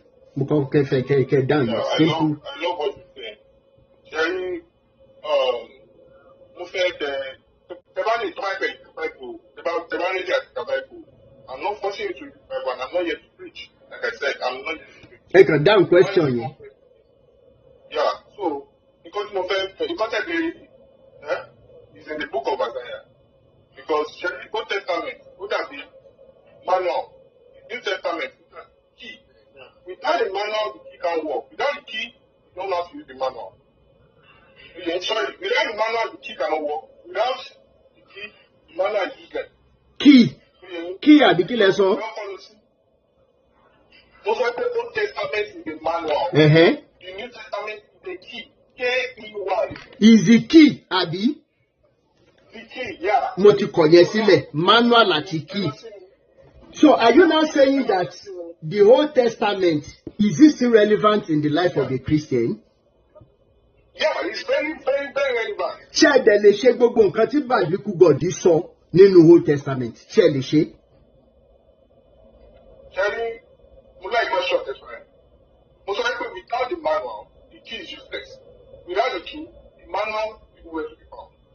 And you think that you know it all. Okay. Any issue, really to my please. I'm not here to preach like I said. I just want to like it. So, NYC of Isaiah 45 verse 7. I'm not being political like I know that you people are really mad because these men of too much. Kì í ṣe torí pé men of God o, don't get it twisted. We found the truth. Okay. Not because of the men of God o. No, we found the truth in you. Ẹ jẹ́ kí n kọ́kọ́ Isaiah tẹ́ sọ yìí. Ṣó yé yín? 45 kí ni? 37. 45 verse 7. Verse 7. Okay. Yeah. The one forming light and creating darkness, causing peace and creating disaster. Èmi ò tí fẹ́ débi by say, okay, I am the Lord who made all of these things. Which means that it is wrong when we say, I will worship the Lord for he is the word. I will lay down my sword, the Prince of Peace is his name. It is wrong. I will worship the Lord for he is worthy. I will lay down my sword. The Prince of Peace is his name.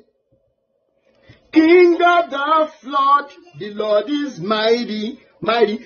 Nínú Isaiah tẹ́ kàí àti Matthew tó ti sọ wípé I had not come to bring peace. Ṣé ẹ mọ̀ pé orúkọ tó lọ́wọ́ sọ̀rọ̀ ẹ̀ máa ń fún láti lè pèrò sọ́kọ̀? Ẹ mọ̀ ti divert attention mi king. Ẹ mọ̀ ti divert attention mi. Mo ń bọ̀ king. Mo ń bọ̀. Tẹ́ ẹ bá sọ wípé New Old Testament yìí ṣì relevant ẹ dẹ̀ lè ṣe gbogbo nǹkan tó wà bẹ́ẹ̀. Ẹ jọ ẹ̀yin ẹ bá mi ṣí Deuteronomy chapter 21. Ẹ bá mi ṣí Deuteronomy. Kings ẹ bá mi ṣí Deuteronomy.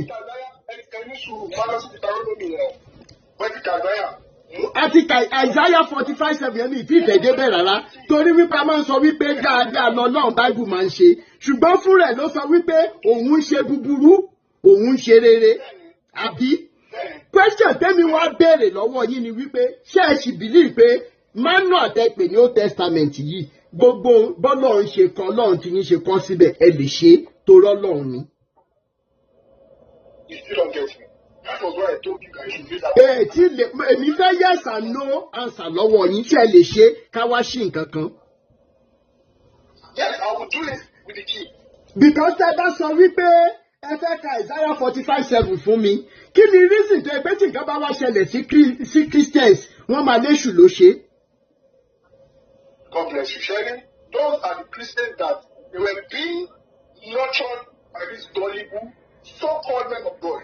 Nobody is a man of God. Ó yẹ ẹ jẹ́ ká padà. Ó yẹ ẹ jẹ́ ká padà. Ẹ jẹ́ padà. No, only if these people who are called by my name will depart from what? Iniquities. Right? So, ó ní pé Bible God ń pè wá káàkiri l'Áfíríkà, but ibẹ̀ yẹn kọ́ ni mò ń lọ. Tó bá jẹ́ wípé ẹ believe nínú mo ń bọ̀. Ẹ jọ̀ọ́ mo ń bọ̀. Ẹ jẹ́ ká ṣe nǹkankan. Èyí la fẹ́ mo láì bí wọ́n ṣe farabalẹ̀ láti gbọ́ wa. Tẹ́ bá wo Deuteronomy chapter 21 from verse 18 to 21. Ẹ já lọ bẹ̀. Kó má dàbí pé mò ń parọ́. Torí ẹ ṣe o tó bá ṣẹlẹ̀. Ẹ ṣe ń tán kọ síbẹ̀. Deuteronomy chapter 21 from verse 18. Okay. Oníṣègùn láyẹn la máa pray tẹ́ ẹ̀ nílò glasses mọ́ láti ẹni lọ láṣẹ Èdùmàrè. Oníṣègùn la wà ní Jeremiah 8:22 ẹ yá lọ fi pray o. Ó yá Deuteronomy chapter 21. Verse 1. From verse 18. If any man has a stubborn and rebellious son who will not obey the voice of his father or of his mother, and when they reprimand and discipline him, he will not listen to them, then his father. Meanwhile, kí n tó go further, ẹ má gbàgbé pé àwọn tó gbé Bible wá fún wa náà tún sọ wípé it is now wrong for a parent to discipline their own children. Torí tá a bá discipline wọn kí ló máa ṣẹlẹ̀ sí yín labroad. Wọ́n á máa gbọ́mọ. But ṣẹlẹ̀ ti tọkọ síbí ẹja mọ̀ ká lọ mí tí ìfẹ́ lọ bẹ̀ yẹn. Then his father and mother shall take hold of him and bring him out to elders of his city at the gateway of his hometown. Chengbo, verse 20. They shall say to the elders of the city, this son of ours is stubborn and rebellious. He will not obey us. He is a glutton and a drunkard. Then, verse 21, then all the men of his city shall do what? Stone him to pie. We stone. Does it sound like what you can do? I know where he went to. I know where he went to. I know that place. You know, Terry, a lot of people must say, Bible contradict their own. Terry, Tema will pass in that. Terry, which I saw, stone to Daniel. Terry, Tema Lonka, fast forward there. Also, so shall thou put people away from among you, and all Israel shall hear and hear. All Israel shall hear and hear. From the same God. To sọ kankan ní Proverbs 21 verse 1 tẹ́ bá fẹ́ kà ní mind fúnra yín kẹ́ kà fúnra yín. Proverbs chapter 21 verse 1. From the same God who said that in Proverbs 21 verse 1. Okay. He said, the king's heart is in the hand of the Lord. Okay. As the rivers of water. Okay. He turneth withoutsoever they will. Ibikíbi tó bá wù ló lè darí ọkàn wọn lọ. Now, if the same biblical God created or gave somebody a son, ọmọ yẹn wá hùwà pàlè despite the training and the discipline of the parents, right? Ẹ̀dẹ̀ bàbá ṣe ń pray ní Nàìjíríà ìwọ Ọlọ́run jọ̀ọ́ mi yí ọmọ ẹ̀ lọ́kàn padà. Biblical God yẹn wá sọ pé ẹ mú ọmọ ẹ̀ lọ sí Ifẹ̀ wàrà. Ẹ mú lọ sábẹ́kúta, ẹ mú lọ sí ẹlọ́lẹ̀ lóko pa.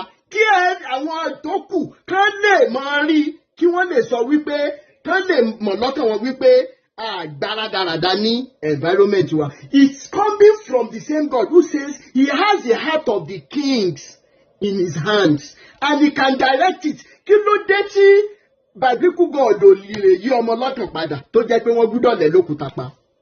Simple question. God bless you. Now, it's a very, very lovely question.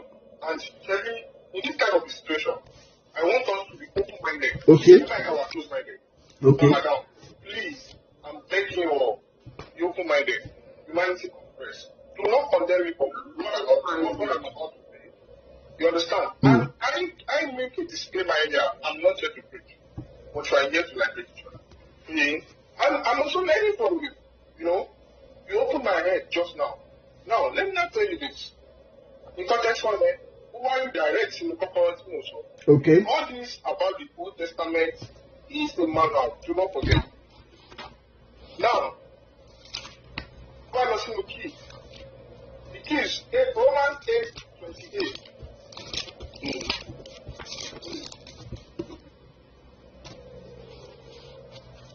Romans kini? 8:28. Okay.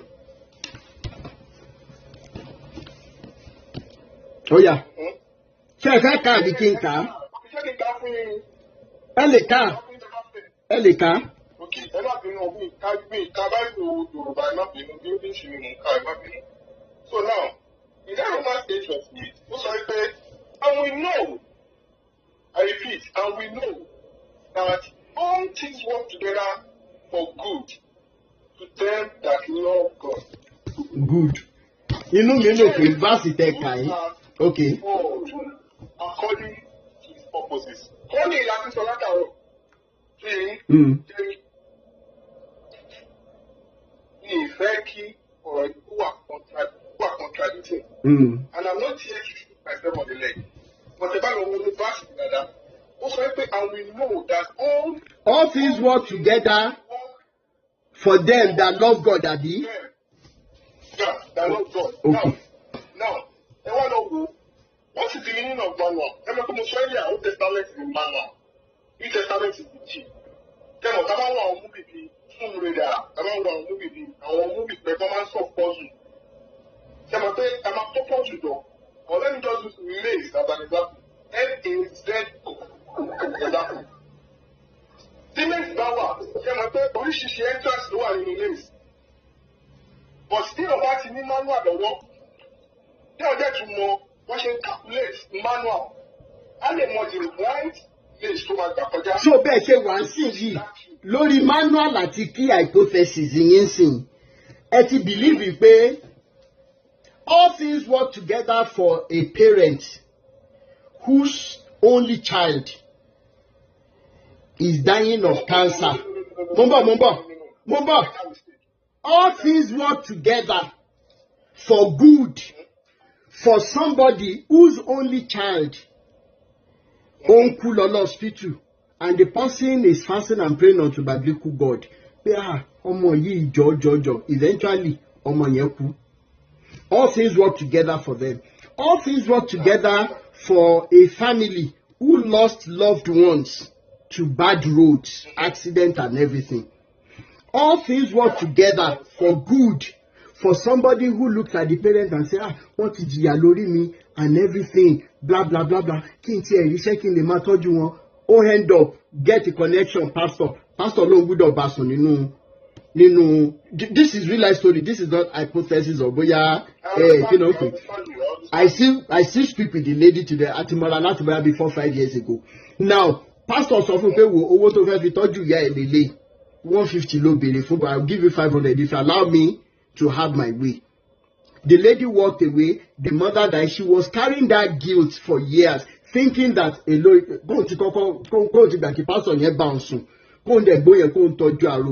all things work together.